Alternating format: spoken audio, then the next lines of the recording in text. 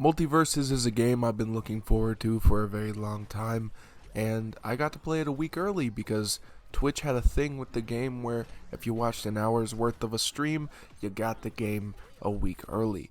And I have been absolutely loving this game. Put a whole lot of time into the game so far, but I'm still going to consider this a first impressions of the game.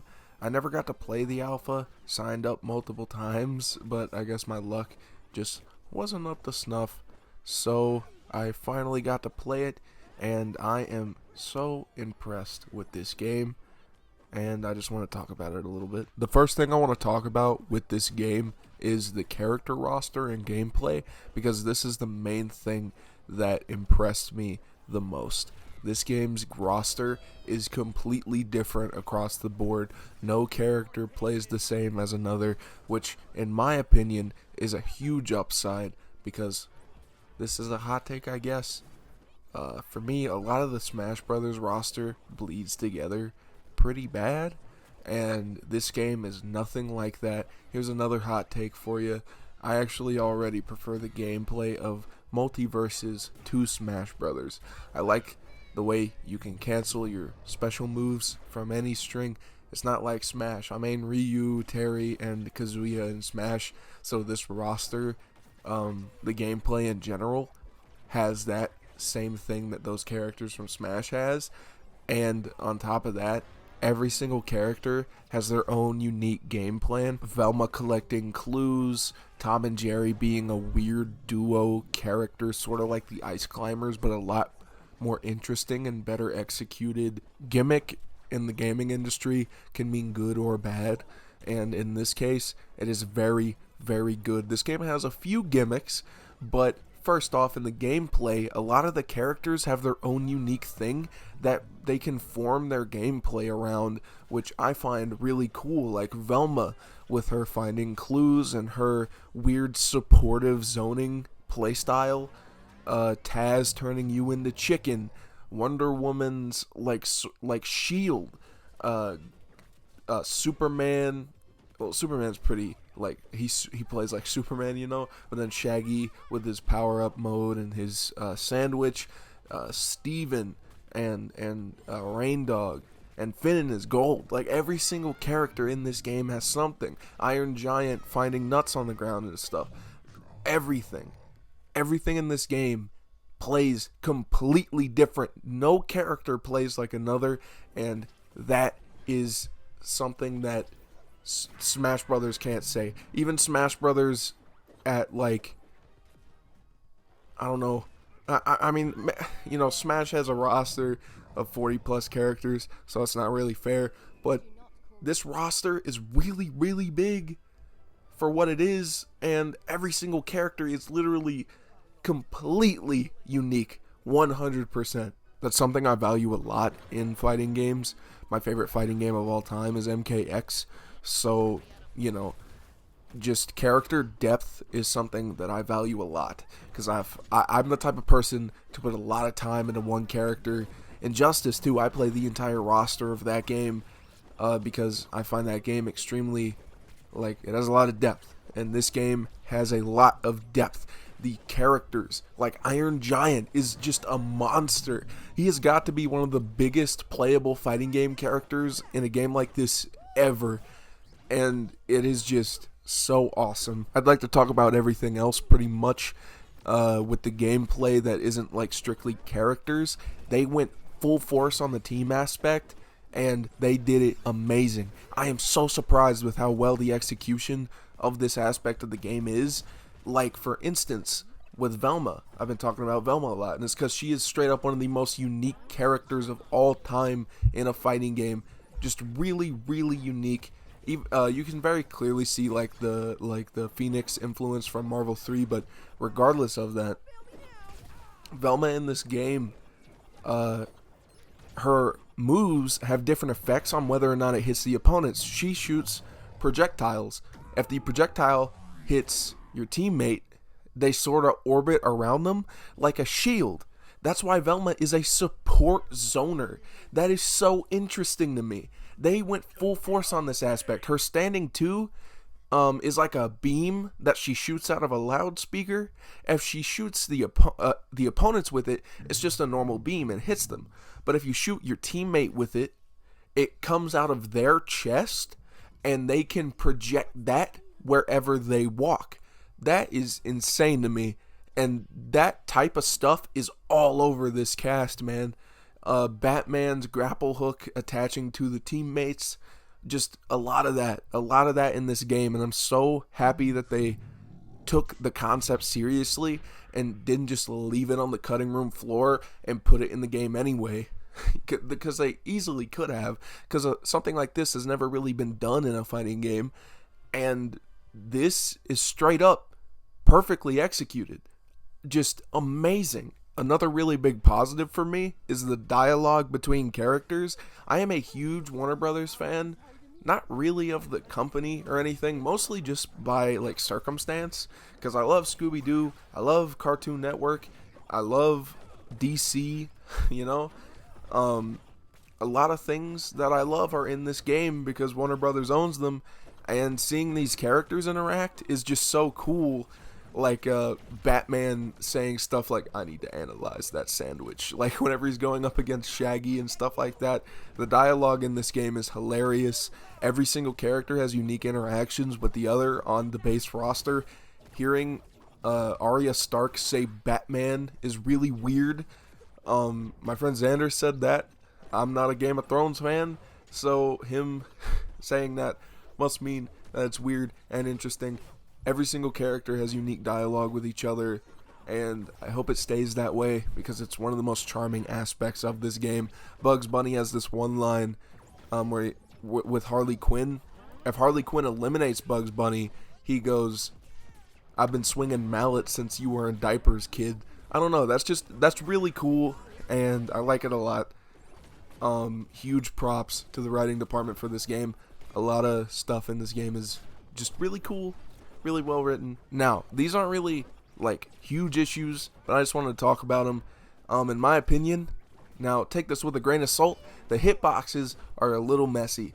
With that said, it is literally before the worldwide normal release date of this game.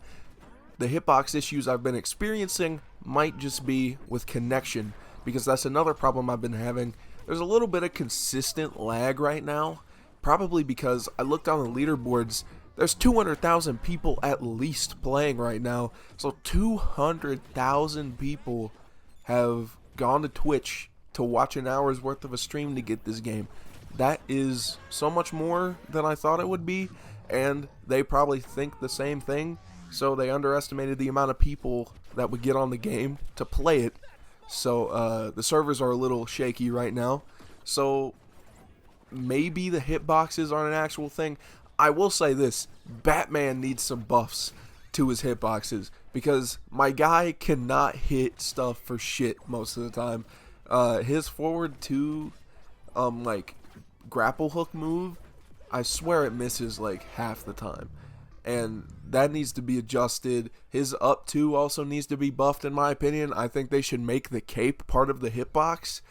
Because Batman just does not have a reliable way to KO people. I'm going to stop bitching about how my main is sort of low tier now. With that said, the game is pretty balanced. There's only a few characters that, in my opinion, need buffs. One really interesting aspect with this game, though, is with the team balancing, there is also a 1v1 mode. And they aren't balanced individually between modes. So a character like Iron Giant is absolute dog shit in 1v1s. His hitbox is just, I mean, I shouldn't have to say how big his hitbox is. So you take him into teams, and he is a presence. His hitbox is turned from a negative into a positive because of his screen presence, and I find that really interesting. And stuff like that is gonna be difficult for them to balance, but I have faith in these devs that they will do it well. A few character specific highlights real fast. Jake and Taz are really annoying. A lot of characters in this game, I feel like the game is balanced, but not really at the same time, because I feel like characters like Batman and Wonder Woman especially have to work really, really hard, like, to win. But characters like Velma and Shaggy and Jake and Taz, it's really laid back to play them. So I don't know if that means that characters like Batman and Wonder Woman are bad. I just think they have to work a little bit harder. They don't have as much cheese as Jake and Taz do. And I played MK11 for an entire 2 years, so I know cheese pretty well. And yeah, take that with what you will. Hashtag buff Batman, please. In my opinion, I'm no official fighting game person, but I'd say the worst character in the game, at least in my experience, is either Iron Giant or Wonder Woman. If I had to say, both of them are just really, really, you have to work so hard to play them and win with them. Just a lot harder than other characters. One last complaint, and this is my only real issue. This game is free to play. That's not the issue. The issue is the prices and the amount of VBucks. I don't remember the name, so I'm going to call them VBucks. Isn't it like Chromium? I don't know, man. Basically, you can't even buy the lowest amount, which is $5, which props to them for having an amount that low. But you get 450 for $5. Emotes are 500 V-Bucks. So you get 450 for $5. And then the emotes are 500.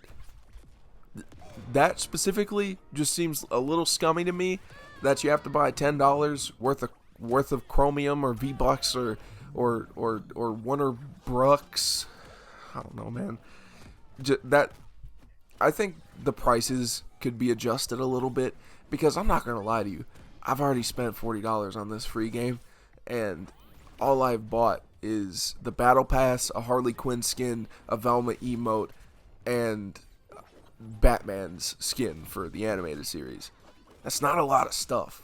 This isn't like Fortnite, to where for $20 you'll get a skin, a pickaxe, a loading screen, a diving crap.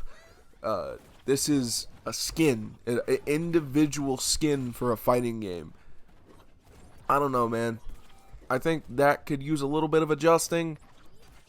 Probably, you know. But I'm a shill. I'm buying 1940 Superman whenever he comes out. So I'm giving him money regardless, aren't I? I want to mention real fast that there are premier skins in this game, like Injustice 2.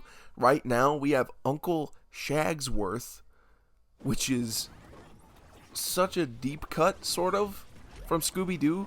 That is so cool. And we also got Cake from Adventure Time for Jake. That is also really cool. Both individually voiced by their respective voice actors. That is awesome. And thank you so much to the devs of this game for being so just, I know you care. That's my favorite thing, to see people care whenever they're making a game. This isn't Nickelodeon's All-Stars Brawl. This isn't a situation where Nickelodeon's All-Stars Brawl is straight up the most put together piece of shit ever, where they literally only care about gameplay at the cost of even character voices. That is not how you do a game like this. In my opinion, Multiverses is an amazing game, and I highly recommend you play this game when it comes out, if you're waiting for it to come out officially. My name's Spawny. Sorry if I sort of rabbled on a little bit, but I am really excited for this game. Really excited. Hope it does well. And yeah, hope you guys like, comment, and subscribe or whatever. And I don't fuck with no outros.